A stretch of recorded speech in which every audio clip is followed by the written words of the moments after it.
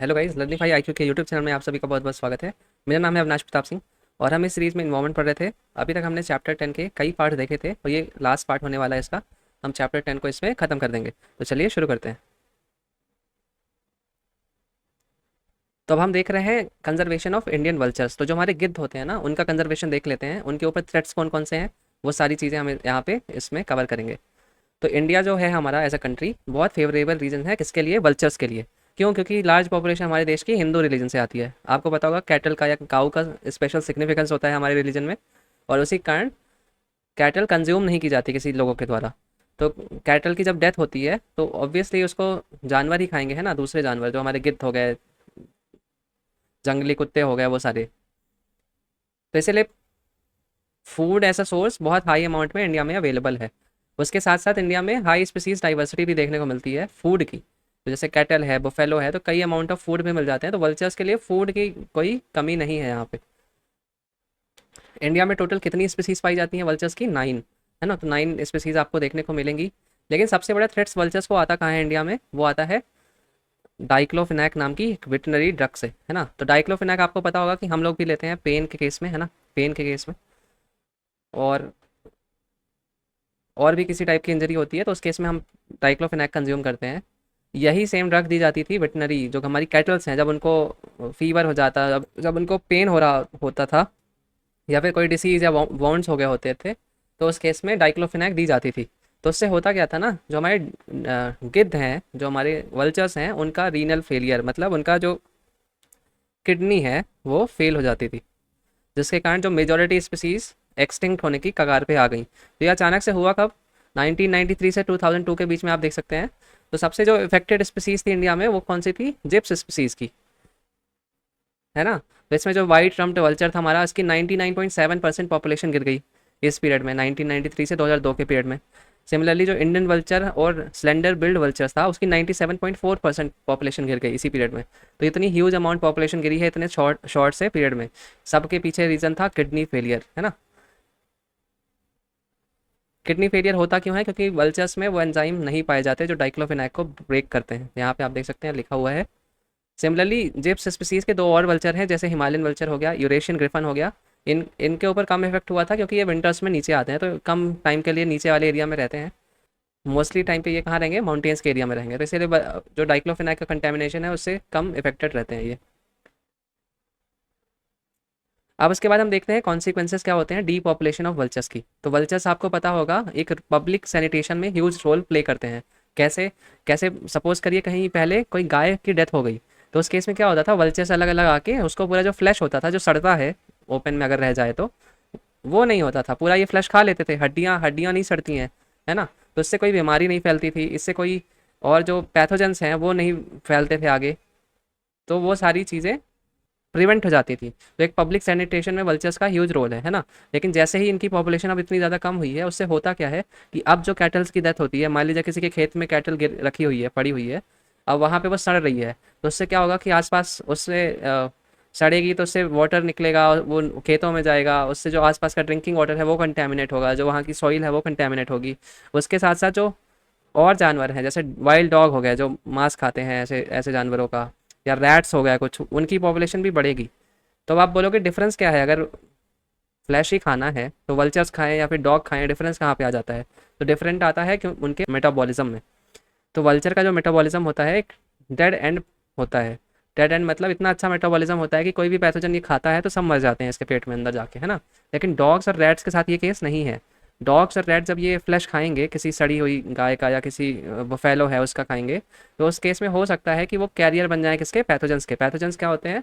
जो micro organism है जो बीमारी फैला सकते हैं, है ना, जो जानवरों से फैलते हैं ह्यूमंस के अंदर आ जाते हैं, ये कैरियर बन सकते हैं। जैसे डिसीज़ भी बहुत सारी कैरी करते हैं डॉग्स, जैसे रेबीज़ हो गया, एंथ्रैक्स, प्लेग, है ना।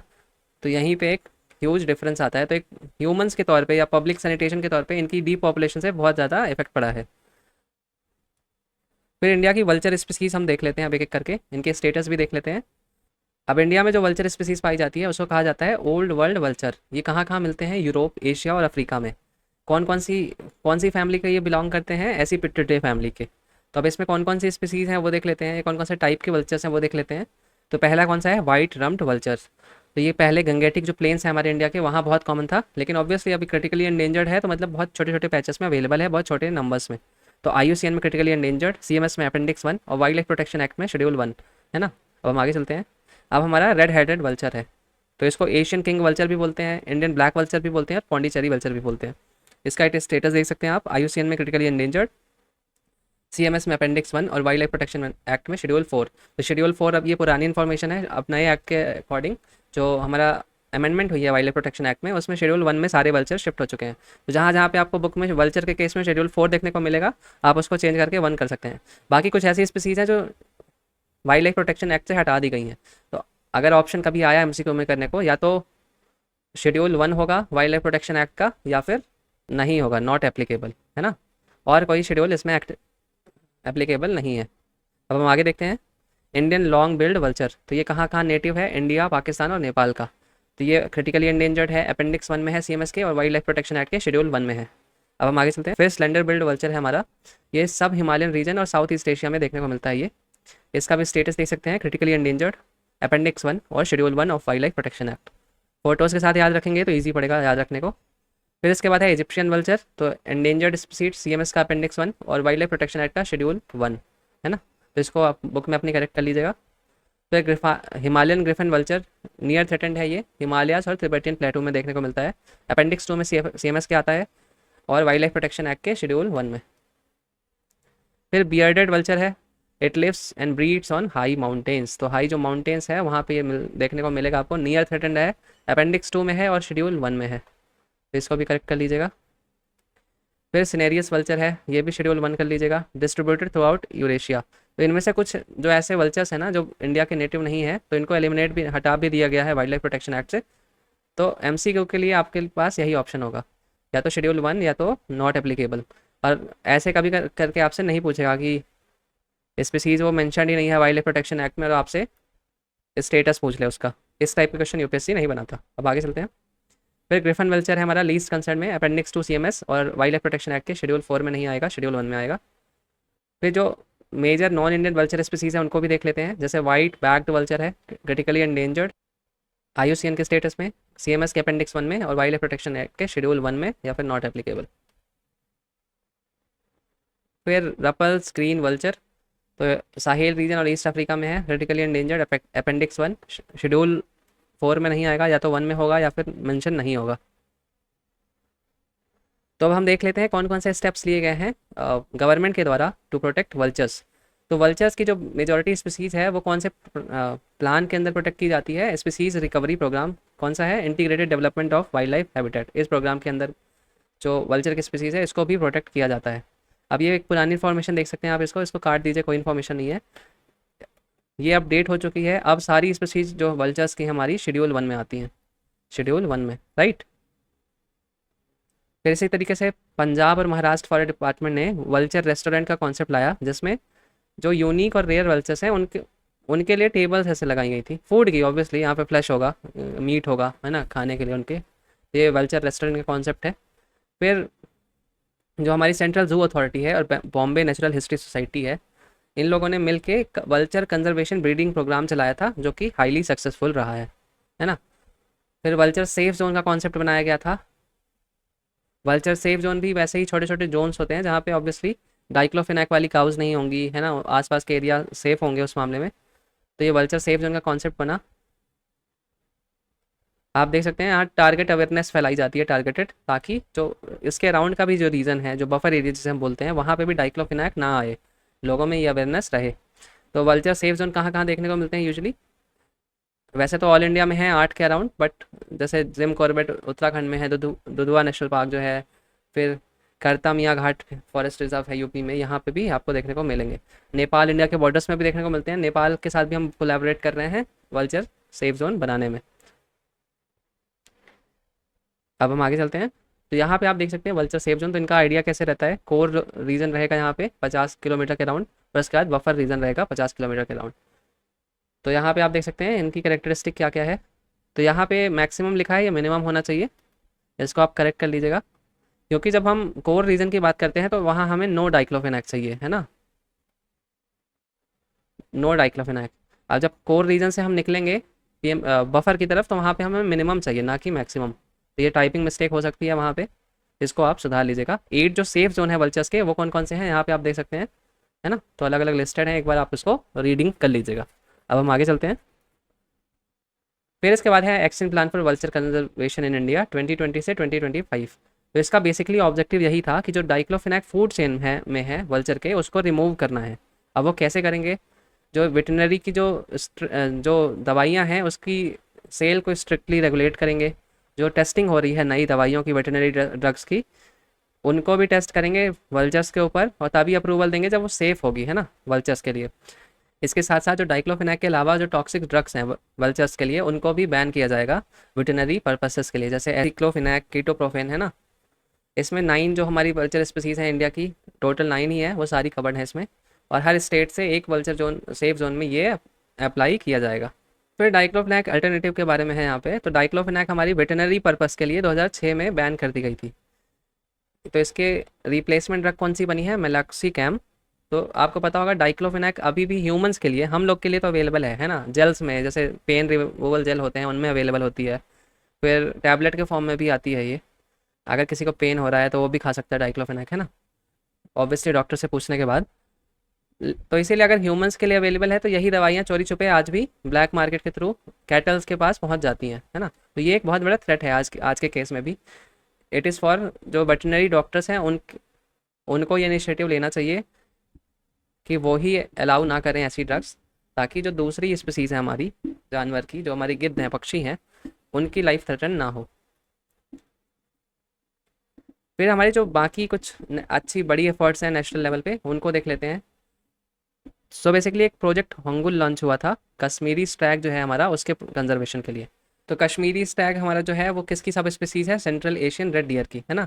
ये नॉर्दर्न इंडिया की नेटिव है। कश्मीर में भी कहाँ देखने को मिलता है? दाचीगाम नेशनल पार्क के एरिया में। उसकी हाइट भी अराउंड 3,300 मीटर है, तो अच्छी खासी हाइट में देखने को मिलते हैं। जो हमारा पुराना स्टेट था जम्मू कश्मीर, उसमें उसका ये स्टेट एनिमल था। अब आपको पता होगा यूटी बन चुका है ये एक यूनियन टेरेटरी, है ना। तो जो डियर है ये हांगुल हमारा, इसकी पॉपुलेशन 1900 के अराउंड 5,000 के अराउंड होती थी, है ना। लेकिन 1970 आते आते इसका नंबर कितने में गिर गया? 150 के अराउंड सिर्फ, है ना, यहाँ पे जैसे लिखा हुआ है। तो इसीलिए प्रोजेक्ट हांगुल लॉन्च किया गया था। कौन कौन मिलकर लॉन्च किया था? जो स्टेट ऑफ जम्मू कश्मीर है वो, IUCN और world wide fund for nature, तो इन तीनों ने मिलकर लॉन्च किया था प्रोजेक्ट हांगुल। इसका ऑब्जेक्टिव यही था कि जो 1970 में 150 पॉपुलेशन गिर गई है, इसको 1980 तक हम 340 कर देंगे। लेकिन ये सक्सेसफुल नहीं हो पाया, क्योंकि 2019 में अभी लास्ट जो हमारी सेंसस हुई थी, उसमें अभी पॉपुलेशन कितनी है? 237। तो अभी भी इनकी पॉपुलेशन अपने आप में बहुत ज़्यादा कम है। फिर जो अभी हम प्लान देख रहे थे, integrated development of wild life habitat, जो गिद्ध के केस में देख रहे थे, तो वो क्या है वो देख लेते हैं। सो बेसिकली एक सेंट्रली स्पॉन्सर्ड स्कीम है। सेंट्रली स्पॉन्सर्ड होने का मतलब है कि जो स्टेट है हमारे और सेंटर हैं, सेंटर और स्टेट, ये मिलके इसमें पैसा डालते हैं। जैसे 60% पैसा सेंटर डालेगा और 40% स्टेट गवर्नमेंट डालेगी, है ना। सिमिलरली जो हिली स्टेट्स हैं या फिर नॉर्थ ईस्टर्न स्टेट्स हैं, उसके लिए 90 और 10 का रेशियो होता है। ये 90 सेंट्रल गवर्नमेंट, 10 स्टेट गवर्नमेंट। तो यहाँ पे फाइनेंशियल असिस्टेंस दी जाती है स्टेट्स को और यूनियन टेरिटरीज़ को, किसके लिए? प्रोटेक्शन और कंजर्वेशन ऑफ वाइल्ड लाइफ के लिए। तो कंपोनेंट्स क्या क्या हैं स्कीम के? तो प्रोटेक्टेड एरियाज़ के लिए सपोर्ट दी जाती है, protection of wild life outside protected areas के लिए सपोर्ट दी जाती है, और इसके अंदर स्पीसीज़ रिकवरी प्रोग्राम भी चला जाता है इंडिया की जो क्रिटिकली एंडेंजर्ड स्पीसीज़ हैं, जिनके पॉपुलेशन बहुत कम है, उनके लिए। ऐसी 22 स्पीसीज़ कौन कौन सी हैं ये देख सकते हैं आप, यहाँ पे लिस्ट है इन सबकी, एक बार इसकी रीडिंग कर लीजिएगा। जैसे मैमल्स में है हमारी, है ना, फिर इसी तरीके से मरीन है, बर्ड्स हैं और रेप्टाइल्स हैं। तो ये टोटल 22 स्पीसीज़ हैं जो डायरेक्टली जिनका कंजर्वेशन किया जाता है। इनके लिए अलग से पैसा दिया जाता है कि इनकी पॉपुलेशन बढ़ाई जाए। अब हम आगे चलते हैं। इसके बाद है हमारा Animal Welfare Board of India. तो Animal Welfare Board of India क्या है? स्टैट्यूटरी एडवाइजरी बॉडी है। ये किस मामले में एडवाइस करती है गवर्नमेंट ऑफ इंडिया को? एनिमल वेलफेयर लॉज के मामले में, और किस तरीके से जो एनिमल वेलफेयर है बढ़ाया जा सके, उस चीज़ के बारे में भी एडवाइस करती है। ये बनी किस एक्ट के अंदर थी? Prevention of cruelty to animals act, इस एक्ट के अंदर ये बॉडी बनी है ना। और ये कौन सी मिनिस्ट्री के अंदर आती है? Ministry of fisheries, animal husbandry और डेयरिंग। तो अब ये देखिए एक एग्जाम्पशन है। यूजुअली आपकी हर बॉडी किस में आती है? Ministry of environment, forest and climate change. तो जब ऐसा कोई एग्जाम्पशन मिल जाए ना आपको, तो इसको ध्यान से याद रखने की ज़रूरत होती है कि भाई ये मिनिस्ट्री तो नहीं आती यहाँ पे, या फिर ये बॉडी इस मिनिस्ट्री के अंदर नहीं आती, है ना। क्योंकि क्वेश्चन यूजुअली यहीं से आएगा, घुमा फिरा के ऐसे क्वेश्चन कुछ कुछ कुछ तो डाल देता है। फिर ये जो बोर्ड है हमारा एनिमल वेलफेयर बोर्ड, ये किस चीज़ में ज़्यादा कंसर्न है, किस चीज़ में रिसर्च करता है, किस बारे में एक्टिव रहता है? Abuse of animal in research, जो हमारी रिसर्च होती है उसमें एब्यूज़ ना हो एनिमल्स का, जो क्रूएलिटी है जो एनिमल्स इन्वॉल्व होते हैं एंटरटेनमेंट में वो ना हो, है ना। सिमिलरली ये एनिमल वेलफेयर ऑर्गेनाइजेशन को रिकॉग्निशन भी देता है, उसके साथ साथ फाइनेंशियल असिस्टेंट भी देता है, और ओवरसी भी करता है ताकि जो वेलफेयर है वो सुनिश्चित किया जा सके। इसी का एक केस था जो सुप्रीम कोर्ट में चला था, जिसमें जलीकट्टू को इलिजिटमेट एक्सरसाइज सुप्रीम कोर्ट ने घोषित किया था, तो वो भी एक है। अब हम आगे चलते हैं। इसके बाद ये हमारा क्वेश्चन है, consider the following statement, animal Welfare Board of India establish under the environment protection act 1986, तो नहीं है, प्रिवेंशन ऑफ क्रुएल्टी एक्ट जो है उसके अंदर ये हुआ था। तो अगर आपको ये पता होता तो इस केस में आप 50-50 में आ जाते। अब ऐसे क्वेश्चंस में आप देख सकते हैं टू दोनों में है, तो टू पढ़ने की जरूरत है भी नहीं। फिर थर्ड हमारी स्टेटमेंट क्या है, national Ganga river basin authority chair by prime minister, तो ये भी अपने आप में करेक्ट स्टेटमेंट है, तो इसलिए इसका ऑप्शन आंसर क्या होगा, 2 और 3। हालांकि अगर ऑप्शन 3 आपको पता नहीं है फिर भी उस केस में 50-50 तो आप पहुंच ही जाते और एक कैलकुलेटेड गेस ले सकते थे। अब हम आगे चलते हैं। इसके बाद है हमारा national wild life action plan. हालांकि ये इंपॉर्टेंट अब नहीं है, ये इसको आप एक रीडिंग कर लीजिए। इसमें बस कुछ कुछ फैक्ट्स इंपॉर्टेंट हैं, जैसे कितने आ चुके हैं अभी तक, ये इन्फॉर्मेशन रख सकते हैं कि हमारा अभी कौन सा चल रहा है। अभी हमारा तीसरा वाला चल रहा है ना, तो पहला कब आया था ये 1983 में, सेकंड कब आया था 2002 से 2016 तक के बीच में, और थर्ड वाले का पीरियड क्या है 2017 से 2031। अब इसमें बहुत सारे कंपोनेंट्स हैं, कंजर्वेशन एक्शंस हैं। इसमें बेसिकली लैंडस्केप अप्रोच की बात की जाती है। इसका मतलब क्या है कि जैसे अभी हम कंजर्वेशन की वैसे नॉर्मली बात करते हैं, तो हम क्या बोलते हैं कि हम किसी एरिया को प्रोटेक्ट करते हैं, हम किसी जगह को प्रोटेक्ट करते हैं, हम इस स्पीसीज़ को प्रोटेक्ट करते हैं ना, हम किसी बहुत सेंट्रिक स्पीसीज़ की बात करते हैं। लेकिन जब लैंडस्केप अप्रोच की बात होती है तो उस केस में हम बोलते हैं कि हम कैसे लॉज बनाएं, है ना, कैसे हेल्प करें कि कंजर्वेशन आप अपने आप होने लगे, मतलब लैंडस्केप को कैसे चेंज किया जाए। लैंडस्केप से मतलब है यहाँ पे लॉज और बाकी सारे नियम, है ना। किस तरीके से जेनेटिक डाइवर्सिटी मेंटेन कर सकते हैं, क्या चेंजेस लाएं हम अपने कानूनों में, किस तरीके से हमारा नया सेट ऑफ एक्शन होना चाहिए, वाइल्ड लाइफ कॉन्फ्लिक्ट मिटिगेशन कैसे कम हो सकता है ना। तो इन जनरल सब की बात होती है यहाँ पे, किसी एक एरिया की बात नहीं हो रही है, किसी एक स्पीसीज़ की बात नहीं हो रही है ना। तो एक ओवरऑल जो हमारा प्लान बनता है वाइल्ड लाइफ का, उसको हम इसे बोलते हैं, है ना। तो इसमें आप एक बार जर्नल रीडिंग कर सकते हैं, ये इंपॉर्टेंट नहीं है, मेंस के लिए भी नहीं इंपॉर्टेंट है, ना ही प्रीलिम्स के लिए। प्रीलिम्स के लिए यही 2-3 पॉइंट शुरू वाले इंपॉर्टेंट है। अब जैसे यहाँ पे एक पॉइंट देख सकते हैं कि कैसे प्राइवेट सेक्टर का फंड हम इंगेज कर सकते हैं, है ना। तो सी एस आर में इंक्लूड कर देंगे वाइल्ड लाइफ वाला भी क्लॉज। तो उससे क्या होगा कि जो हमारे कॉरपोरेट हैं वो इन्वायरमेंट में भी कंजर्वेशन कर सकेंगे उसके बाद।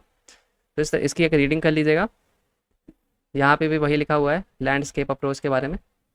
फिर इसके बाद है हमारा national action plan for conservation of migratory birds, तो 2018 से 2013 के बीच के लिए था। अभी 2024 चल रहा है, तो हो सकता है क्वेश्चन आ जाए, बट अब जैसे 2025 है उसके बियॉन्ड अगर यूपीएससी आप दे रहे हो तो ज़्यादा इंपॉर्टेंट नहीं है, बस एक रीडिंग आपको कर लेनी चाहिए। तो ministry of environment forest and climate change ने ये प्लान बेसिकली बनाया था। तो इस प्लान की ऑब्जेक्टिव क्या था कि जो हमारा सेंट्रल एशियन फ्लाईवे है उसमें जो हैबिटेट्स हैं इन बर्ड्स के जो उड़ के आती हैं हमारे रशिया और इधर से इंडिया ठंडी के टाइम पे, उनके हैबिटेट को प्रोटेक्ट किया जा सके, है ना। फिर लॉन्गर टर्म में गोल क्या था, हैबिटेट प्रोटेक्ट हो गया है, अब पॉपुलेशन डिक्लाइन को रोक सकते हैं, है ना। ये जो डिक्लाइनिंग ट्रेंड है पॉपुलेशन का, इसको रोक के हम पॉजिटिव ट्रेंड में बना सकते हैं। ये सारे लॉन्गर टर्म में भी ऑब्जेक्टिव इसके थे। तो सेंट्रल एशियन फ्लाईवे क्या है ये भी देख लेते हैं। सो फ्लाईवे से मतलब क्या है, फ्लाईवे बेसिकली आप कह सकते हैं जिस एरिया में ये उड़ती हैं बर्ड्स, है ना। तो सपोज़ करिए ये रशिया है यहाँ पे इंडिया। तो सपोज़ करिए वो एनुअली बर्ड ऐसे आती हैं और ऐसे वापस यहीं चली जाती हैं, तो ये हमारा एक फ्लाईवे बन गया। तो टोटल वर्ल्ड में 9 इस तरीके के फ्लाईवे आइडेंटिफाइड हैं, है ना। किसने आइडेंटिफाई किए हैं, convention of on migratory species CMS ने हमारे, है ना। तो आप देख सकते हैं जो हमारा इंडिया का केस है उसमें सारी जो बर्ड स्पीसीज हैं वो कहाँ से आ रही हैं, सेंट्रल एशियन फ्लाईवे से, है ना। तो यहाँ यहाँ से उड़ के वो एनुअली ऐसे आती हैं फिर वापस वहीं चली जाती हैं, यहाँ से उड़ के आती हैं वापस चली जाती हैं, यहाँ से उड़ के आती हैं फिर वापस चली जाती हैं, यहाँ से आती हैं फिर वापस, है ना। तो ये पूरा एक हमारा रीजन इस तरीके से बनता है। तो एक्सटेंट भी देख सकते हैं। फिर इंडिया इंपॉर्टेंट क्यों है सेंट्रल एशियन फ्लाईवे में, क्योंकि 90% जो हमारी स्पीसीज़ हैं आके यहीं रुकती हैं, क्योंकि इसके बियॉन्ड सी है ना। तो सी में रुकेंगे नहीं, इंडिया ही है लास्ट में, इसीलिए मेजॉरिटी 90% ऑफ जो हमारी माइग्रेटरी बर्ड हैं इस रूट की, इस फ्लाईवे की, वो आके यहीं स्टे करती हैं। तो इसलिए इसका कंजर्वेशन, इसके हैबिटेट का कंजर्वेशन इंपॉर्टेंट हो जाता है। फिर आगे चलते हैं हम। इसके बाद है हमारी green good deeds initiative. So basically ये सेंट्रल सेक्टर स्कीम है ministry of environment forest and climate change की। इसका सिंपली लॉजिक वही था कि किस तरीके से सिंपल और छोटे स्टेप्स लोगों या स्टूडेंट्स या टीचर या सिटीजन द्वारा अपनाए जा सकते हैं in their day to day life to protect environment, है ना। कैसे हम जैसे प्लास्टिक कम यूज़ करें, या फिर कचड़े का सेग्रीगेशन अच्छे से करें, या फिर रिसाइकलिंग करें, ये छोटे छोटे स्टेप्स होते हैं ना। उसी तरीके से किस तरीके से छोटे छोटे स्टेप्स लिए जा सकते हैं स्टूडेंट्स, टीचर और सिटीजन्स के द्वारा। तो एक अवेयरनेस और ट्रेनिंग प्रोग्राम कह सकते हैं, उस तरीके का था। फिर इसी इसी स्कीम के तहत नेशनल ग्रीन क्रॉप्स का कॉन्सेप्ट आया था। नेशनल ग्रीन क्रॉप्स के अंदर बेसिकली इको क्लब्स बनाए गए हैं क्रॉस इंडिया, 1.5 लाख के अराउंड, अलग अलग स्कूल्स या कॉलेजेस में। ये लोग अलग अलग प्लान करवाते रहते हैं, जैसे स्वच्छ भारत अभियान हो गया, प्लांटेशन ड्राइव्स हो गई, वेस्ट मिनिमाइजेशन की अवेयरनेस हो गई, वेस्ट सेग्रीगेशन कैसे करना है वो अवेयरनेस हो गई। तो इको क्लब्स इनका काम है। इको क्लब्स में कौन कौन होते हैं? बच्चे होते हैं स्कूल्स के या कॉलेजेस के, है ना। फिर इसके बाद है हमारी बॉम्बे नेचुरल हिस्ट्री सोसाइटी। तो बॉम्बे नेचुरल हिस्ट्री सोसाइटी कब एग्जिस्टेंस में आई थी? 1883 में, तो बहुत पुरानी है। और ये एक एनजीओ है, तो ये पॉइंट आपको याद में रखना है। क्यों याद में रखना है? क्योंकि ये बहुत न्यूज़ में रहती है, अच्छी बड़ी इंपॉर्टेंट एनजीओ है इंडिया की, इसलिए न्यूज़ में भी रहती है। इससे बहुत बार कन्फ्यूजन भी हो जाता है कि हर बार ये गवर्नमेंट के साथ एंगेज कर रही है, तो हो सकता है गवर्नमेंट ऑर्गेनाइजेशन हो, लेकिन नहीं, आपको याद रखना है कि एनजीओ लगातार गवर्नमेंट से एंगेज करती हैं, है ना। तो ये भी एक एनजीओ है। इसका भी मेन ऑब्जेक्ट क्या है? कंजर्वेशन और बायोडाइवर्सिटी रिसर्च में काम करती है ये। फिर इसका एक रिसर्च में भी बहुत इंक्लूडेड है। कैसे? ग्रांट्स के थ्रू, ग्रांट्स भी देती है लोगों को ये। और इसका खुद का एक जर्नल भी आता है, बॉम्बे नेचुरल हिस्ट्री सोसाइटी का। और फिर इंडिया के जो बहुत प्रोमिनेंट ऑर्निथोलॉजिस्ट हैं, जैसे सालिम अली हो गए, एस दिलनोन रिप्ले हो गए, ये भी इसी एनजीओ के साथ एसोसिएटेड हैं। ऑर्निथोलॉजिस्ट कौन होते हैं? बेसिकली ऑर्निथोलॉजी जो है हमारी स्टडी ऑफ बर्ड्स है ना।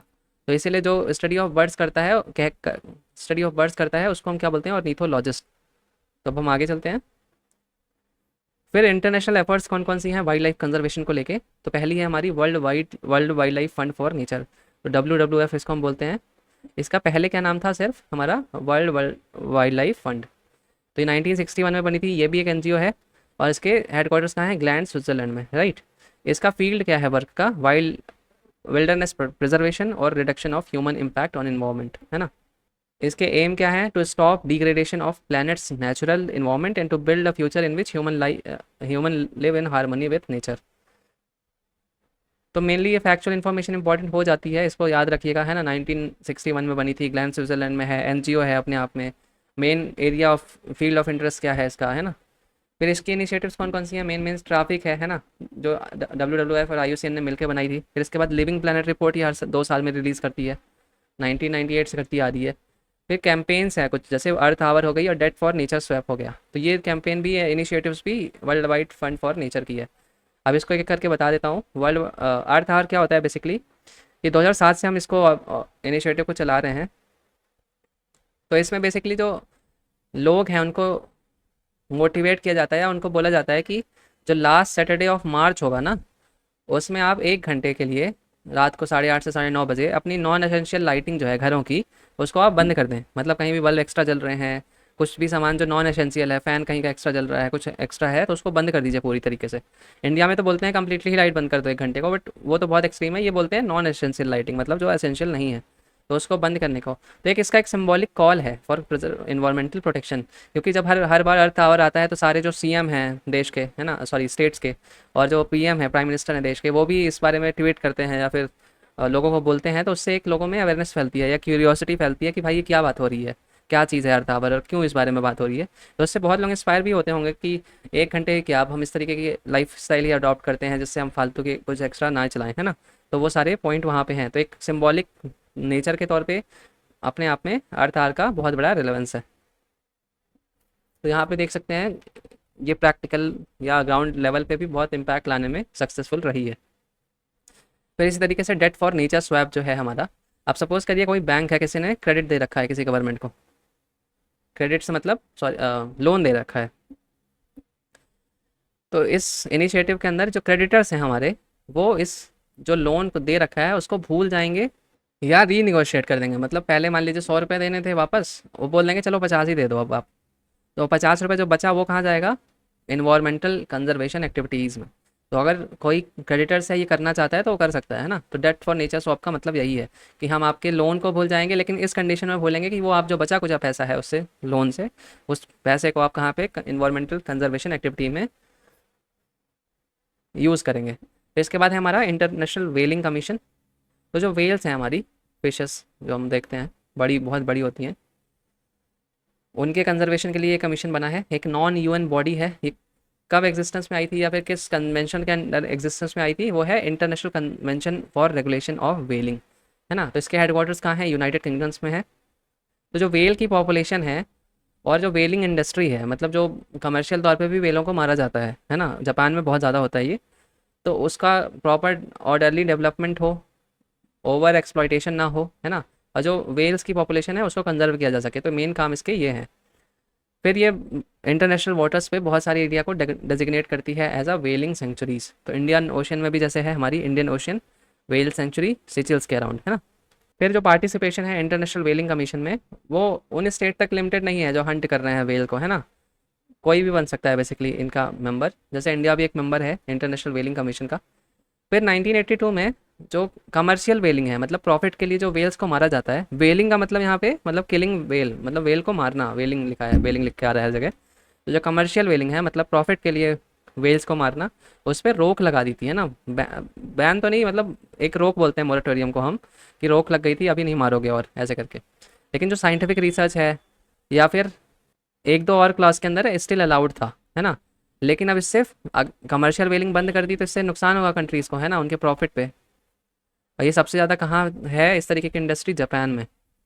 तो इसीलिए जापान एक डिक्लेरेशन प्रपोजल लेके आया भी था। कौन सी मीटिंग में ले आया था, फ्लोरियानोपोलिस की मीटिंग जब हुई थी ब्राज़ील में, वहाँ पे लेके आया था कि जो हमारी कमर्शियल वेलिंग है उसको फिर से अलाउ कर दिया जाए। लेकिन बाकी जो मेंबर्स थे उन्होंने रिजेक्ट कर दिया जापान के उसको, क्योंकि जो हमारी वेल्स हैं उनकी पॉपुलेशन कम है, उसके साथ साथ जो वेल्स हैं बहुत सेंसिटिव जानवर होता है, उसके सेंसर्स एकदम रियल टाइप हैं, है ना, फैमिली बहुत नेचर है उसमें बहुत ज़्यादा, और पॉपुलेशन भी अपने आप में बहुत कम है बाकी फिशेस के मुकाबले।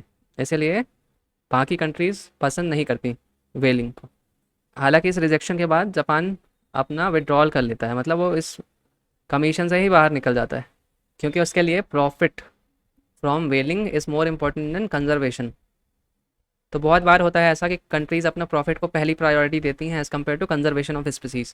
तो ये एक रियलिटी है लाइफ की, कि भले कि बड़े बड़े लेक्चर्स होते हैं, लेकिन जब कंट्रीज़ के प्रॉफिट इन्वॉल्व हो जाते हैं तो वो सारे इन्वायरमेंटल कॉज को छोड़ छाड़ के अपने प्रॉफिट में ध्यान देते हैं। यूएस हो गया या फिर अलग अलग वेस्टर्न नेशन है, इतनी ज़्यादा आज भी ग्रीन हाउस एमिट करते हैं अपनी साइज़ और अपनी पॉपुलेशन के हिसाब से, लेकिन स्टिल क्योंकि उनका प्रॉफिट है उसमें, इसलिए उनको परवाह नहीं है इन्वायरमेंट की कि बाकी छोटे कंट्रीज़ में क्या हो रहा है। वो लेक्चर दुनिया को देंगे लेकिन अपने केस में सबकी आंखें बंद हो जाती हैं। तो ये एक हार्ड रियलिटी है कंजर्वेशन को लेके। और एक काइंड ऑफ एक्सट्रीम में हम जा भी नहीं सकते, क्योंकि आपको हमेशा ग्रोथ और कंजर्वेशन के बीच में एक बैलेंस बनाना पड़ता है। बहुत कंजर्वेशन भी लेके जाएंगे तो लोग मरने लगेंगे, लोगों के पास ग्रोथ का ऑप्शन नहीं बचेगा, और बहुत ग्रोथ कर देंगे तो कंजर्वेशन ही ख़त्म हो जाएगी। तो दोनों का एक बैलेंस हो सस्टेनेबल तौर पे, वो बेस्ट होता है। अब हम आगे चलते हैं। अब यहाँ पे क्वेश्चन देख सकते हैं, with reference to Bombay Natural History Society consider the following statement, it is an autonomous organization under ministry of environment forest and climate change. तो बॉम्बे नेचुरल हिस्ट्री सोसाइटी अभी हमने देखा एक एनजीओ है ना। तो यहाँ पे पहला स्टेटमेंट हम रॉन्ग कर देंगे। तो ये देखिए, तो पहले जो यूपीएससी क्वेश्चन बना रहा था वो इसी टाइप के आ रहे थे कि आपके पास ईजी था, एक ऑप्शन होता था कि हाँ आप एलिमिनेट कर सकते हो, फिर 50-50 में आ जाते थे आप। और 50-50 में भी यूजली लोग मार्क करके ही आते थे, इररिस्पेक्टिव उनको बन रहा है कि नहीं बन रहा है, क्योंकि ऑड हमेशा फेवर में होते हैं अगर आपने एलिमिनेट कर लिया है ना उस केस में। बाकी सेकंड स्टेटमेंट दोनों में है तो आप इसको करेक्ट ही कर सकते हैं, पढ़ने की जरूरत नहीं है। थर्ड स्टेटमेंट देख सकते हैं, it organises and conducts nature trials and campaigns for general public. तो ये भी ट्रू है ना, तो 2 और 3 इसका ऑप्शन होगा। फिर अर्थ आर के बारे में क्वेश्चन है, 2014 का ही है, ये न्यूज़ में रहा होगा मोस्ट प्रॉब्ली, इसलिए पूछा है। It is initiative of UNEP and UNESCO, तो नहीं इसकी नहीं है, तो इसमें भी एलिमिनेट। देखिए दोनों 2014 के क्वेश्चन हैं और दोनों में एलिमिनेशन का कैसा ऑप्शन दे रहा है, या 50-50 तो पहुंच ही रहे हो irrespective of anything. Second statement दोनों में है तो ये करेक्ट ही होगी। थर्ड वाली देख लेते हैं, it is a movement to raise awareness about climate change and the need to save planet. तो जनरल स्टेटमेंट है, करेक्ट होनी ही होनी है, तो ये अपने आप में ये करेक्ट हो गई, है ना। फिर अर्थ आवर जैसा एक कॉन्सेप्ट और क्या है, अर्थ डे है। तो अर्थ डे किसकी इनिशिएटिव है, अर्थ डे नेटवर्क की, है ना। ये भी एक एनजीओ है। ये 22 अप्रैल को 1970 से हर साल हर बार मनाया जाता है। इसका बेसिकली ऑब्जेक्टिव यही है कि एजुकेट करना है, डाइवर्सिफाई करना है और एक्टिवेट करना है इन्वायरमेंटल मूवमेंट को अक्रॉस द वर्ल्ड, है ना। तो एजुकेशन अवेयरनेस पहुंचाने के लिए अर्थ डे का कॉन्सेप्ट है। फिर 2020 में 50th एनिवर्सरी थी किसकी, अर्थ डे की। और 2020 का ही जो हमारा थीम था वो था क्लाइमेट एक्शन। तो 50th एनिवर्सरी का क्लाइमेट एक्शन था थीम। हालांकि अब के लिए इम्पोर्टेंट नहीं है, ये बहुत पुरानी न्यूज़ हो चुकी है, इतने पहले के आने के चांसेस बहुत कम हो जाते हैं। तो हमारा चैप्टर 10 यहीं तक था। कई पार्ट्स में हमने इसको कवर किया और अपने आप में एक बहुत बड़ा चैप्टर था। उसके साथ साथ ही अब जो हम नेक्स्ट चैप्टर शुरू करने वाले हैं तो वो हमारा चैप्टर 11 होगा। लेकिन जो थर्ड एडिशन, नया एडिशन आया है जिससे अब हम नेक्स्ट चैप्टर शुरू करेंगे, उसमें वो चैप्टर 12 के रूप में मैंशनड है। तो हमारा नेक्स्ट चैप्टर 12 होगा। लेकिन आप समझ जाइएगा कि क्योंकि जो हमारा चैप्टर 10 है वो नई वाली बुक में 2 चैप्टर में डिवाइड कर दिया गया है, चैप्टर 10 और चैप्टर 11 में। इसीलिए 11 यहाँ का, वहाँ पे 12 है ना। तो नेक्स्ट चैप्टर को अब हम नेक्स्ट वीडियो में नई वाली बुक से कवर करेंगे, जो नई इन्फॉर्मेशन उसमें अपडेटेड है, और उसको भी जल्दी शुरू करेंगे। तो thank you for watching the video, और लाइक और सब्सक्राइब कर लीजिए ताकि जो नए वीडियो आए हैं उसके लिए नोटिफिकेशन आपको ईजिली मिल जाए। Thank you.